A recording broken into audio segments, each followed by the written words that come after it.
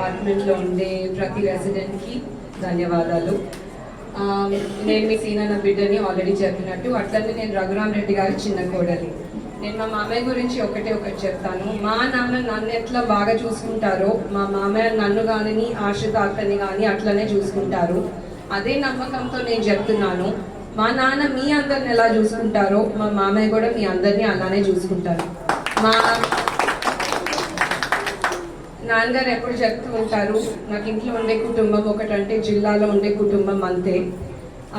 మామయ్యకి ఒక ఆపర్చునిటీ ఇచ్చి ఈసారి మెంబర్ ఆఫ్ పార్లమెంట్గా ఎలెక్ట్ చేస్తే మా మామయ్య కూడా ఒక రోజు ఇంటికి వచ్చి నాకు ఇదే చెప్తారని భరోసా ఉంది.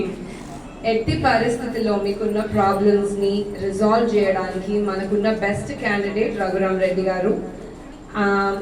దీంతోనే I request you, May 13th మే 13వ తారీఖున ఓటింగ్ నాడు హస్తం గుర్తుకి ఓటేసి రఘురామ్ రెడ్డి గారిని మీరు ఢిల్లీ పంపిస్తారని నేను ఆశిస్తున్నాను.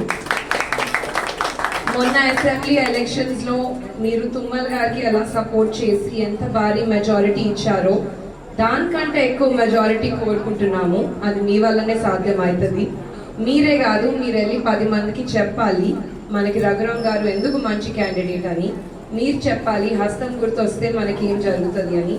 కాంగ్రెస్ పార్టీ వల్ల ఖమ్మం జిల్లాకి ఎంత మేలు జరిగిందో మనందరికీ తెలుసు.